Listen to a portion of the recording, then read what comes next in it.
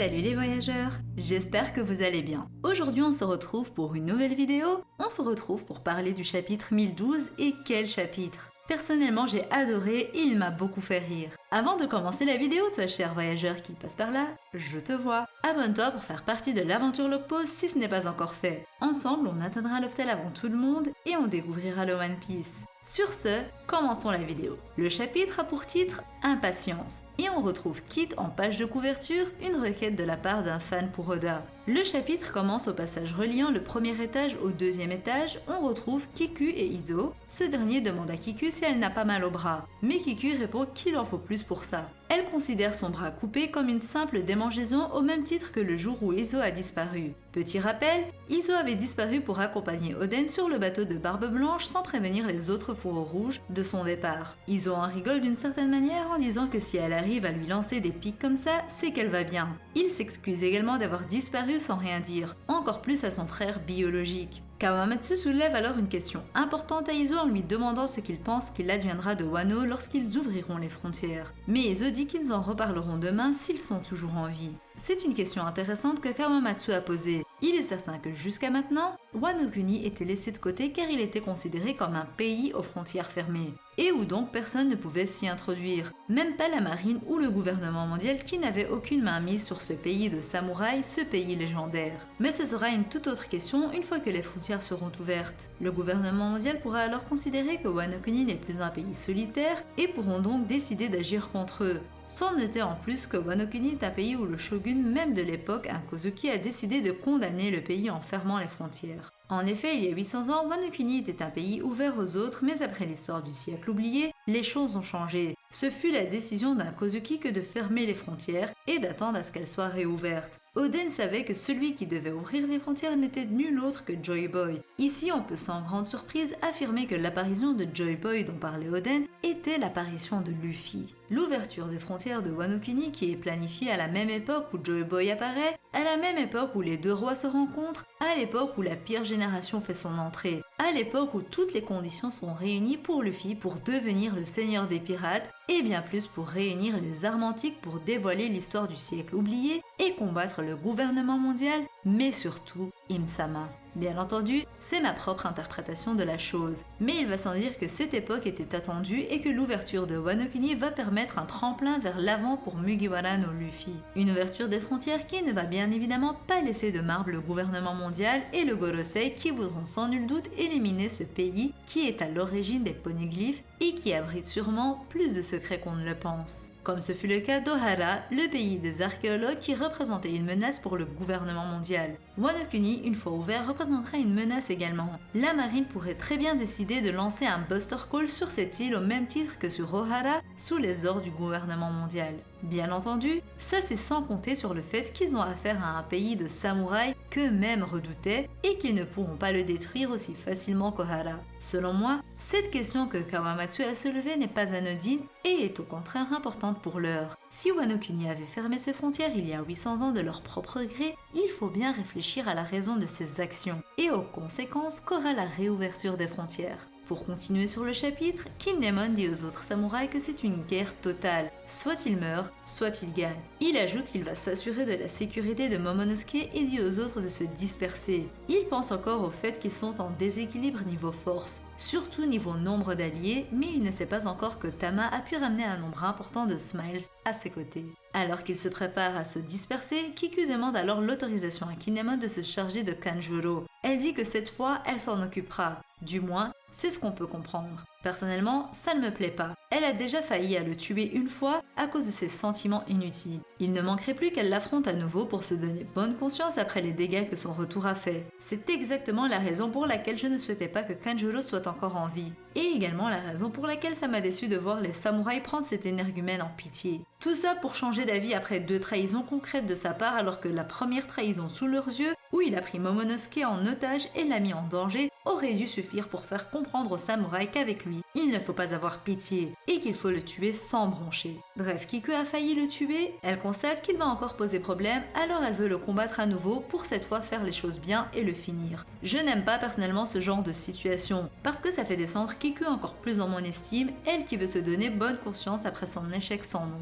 De son côté, Nekomamushi retrouve Siciliane et Barriette, et il est informé que Pedro est mort sur Whole Cake Island et que son meurtrier se trouve sur cette île, à savoir Perospero. Le terme meurtrier visiblement fait beaucoup débat sur la sphère. Est-ce que Perospero est vraiment le meurtrier de Pedro, ou on ne peut pas le considérer comme tel étant donné que Pedro s'est sacrifié? Personnellement, je pense que tout est une question de point de vue et que du point de vue des alliés de Pedro, c'est normal qu'ils considèrent Perospero comme l'assassin de Pedro, étant donné que même si c'était un sacrifice de la part de Pedro, la cause même de ce sacrifice était la présence de Perospero. Donc indirectement, Perospero est le meurtrier de Pedro pour eux. D'un point de vue extérieur, on peut se dire que ce n'est pas la bonne appellation pour Perospero, mais en se mettant à la place des personnages, c'est normal qu'ils le considèrent ainsi. On aura donc droit à un combat entre Perospero et Nekomamushi, ce qui évitera que Marco ne soit dérangé par Perospero qui avait l'air de vouloir le tuer, comme il le voulait de base. Ce sera un combat intéressant et j'espère que malgré ses blessures, Nekomamushi n'aura pas de mal à tenir contre Perospero qui, je vous rappelle, n'est même pas un des 3 plus forts de l'équipage de Big Mom.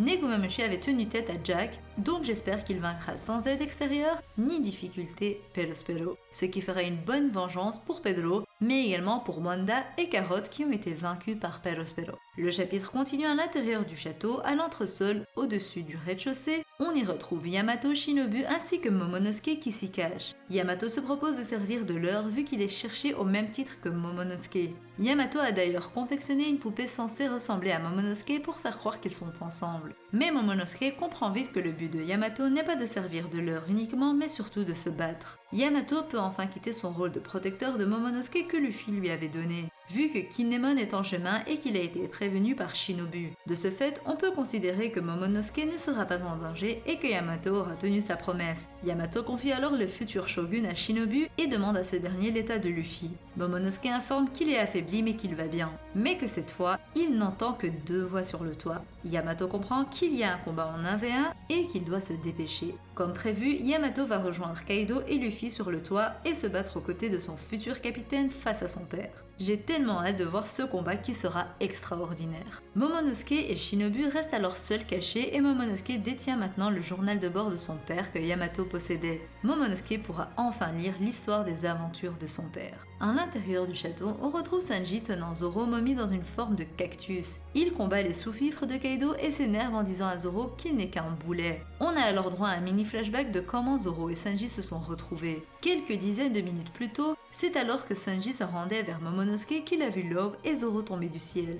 L'aube a utilisé son attaque avec un objet qui était en l'air et donc le switch les a fait retrouver dans les airs et non sur terre. Sanji les a attrapés et a aperçu Zeus, mais ce dernier s'est enfui sans laisser Sanji en placer une. Sanji se plaint alors de devoir rattraper des hommes et non pas des femmes. Et c'est trop marrant la manière dont l'aube est posée tranquillement sur l'épaule de Sanji tandis que Zoro est comme un sac à patates n'ayant plus de force. L'aube prévient alors Sanji de la situation de Zoro en lui disant qu'il a subi plusieurs os brisés et lui explique qu'il faut lui mettre des attelles. L'aube entend alors le boucan que fait Big Mom, on peut supposer qu'il va décider de s'y rendre. Et il ignore donc Sanji qui s'énerve en disant qu'il n'est pas médecin. Mais même comme ça, il soigne Zoro et lui demande contre qui il s'est frotté pour être dans un tel état. Et Zoro lui répond qu'il était face à Kaido et Big Mom. Sanji demande alors si Luffy va bien et Zoro lui dit qu'il a découvert quelque chose et qu'il va gagner. Sanji affirme qu'il le savait déjà et qu'il doit d'abord le déposer quelque part. Zoro s'endort, sa spécialité. Sanji tombe sur Kawamatsu et Izo et leur demande s'ils vont bien. Il ajoute qu'il va vers le groupe de Momonosuke mais Kawamatsu dit que Kinemon s'en charge. Zoro dit que s'il veut être utile et aider, il faut aller à la salle de spectacle. Une info intéressante qui pourra nous permettre d'avoir Sanji qui entrera en scène pour combattre un Queen pendant que Chopper soigne Zoro avant que ce dernier ne soit d'état pour combattre King. En tout cas, c'est le retournement de situation que je trouverais intéressant. Ou alors, on pourrait avoir un Marco qui va s'occuper en 1v1 de King étant donné que Nekomamushi s'occupera de Perospero. Au même étage, on retrouve Big Mom qui est énervé et qui demande à Page One qui est à terre si c'est lui qui a brûlé le village des restes, Okobore. Ulti s'énerve et essaie d'attaquer Big Mom. Nami essaie de provoquer Ulti pour qu'elle s'occupe de Big Mom, mais Big Mom dit qu'après qu'elle se soit occupée de la gamine, soit Ulti, elle s'occupera des Mugiwara également. Nami insiste encore plus pour passer de la pommade à Ulti en lui disant de s'allier pour s'occuper de Big Mom, mais Ulti refuse et dit qu'après Big Mom, elle s'occupera d'eux également. En gros, quoi qu'il en soit, Nami et Usopp sont en danger, ils décident alors de fuir. Mais Ulti attaque Komachio, elle a tellement été rapide que Nami et Usopp ont pensé qu'elle avait disparu et même Big Mom fait une tête interrogative. Ulti s'énerve et frappe à plusieurs reprises Komachio qui lui a donné du fil à retordre à fuir. Et alors qu'Otama s'interpose pour l'arrêter, Ulti la frappe. Ce qui énerve Big Mom, mais à la surprise générale, c'est Nami qui attaque Ulti et même si Usopp lui dit qu'il vaut mieux qu'il s'en aille, Nami dit qu'elle ne laissera jamais passer quelqu'un qui frappe une enfant et elle annonce qu'elle va dégommer Ulti. Une annonce intéressante qui met en avant le combat Ulti vs Nami et qui mènera sûrement Big Mom à accepter de prêter Zeus à Nami vu qu'elle s'est énervée pour le compte de Tama. De ce fait, selon moi, Big Mom ne va plus considérer Nami comme une ennemie, du moins temporairement, et va lui permettre de prendre sa revanche. Si Nami s'occupe d'Ulti, dans ce cas, Kid qui est après Big Mom pourra la combattre. Et on pourrait avoir également Law qui avait entendu le boucan que Big Mom faisait. Donc on aurait un combat de Kid et Law face à Big Mom, ce qui serait intéressant. De son côté, Usopp pourrait s'occuper de Pageone qui reprend ses esprits, mais personnellement je préférais qu'il soit réellement KO pour montrer la surpuissance de Mama. Et vous, dites-moi ce que vous en pensez. Quels sont les futurs combats selon vous? Et qu'avez-vous pensé du chapitre? Dites-moi tout ça en commentaire. Abonnez-vous si ce n'est pas encore fait et activez la cloche d'or de Chandora pour ne manquer aucune vidéo. Sur ce, je vous dis à la prochaine et d'ici là, portez-vous bien. Bisous!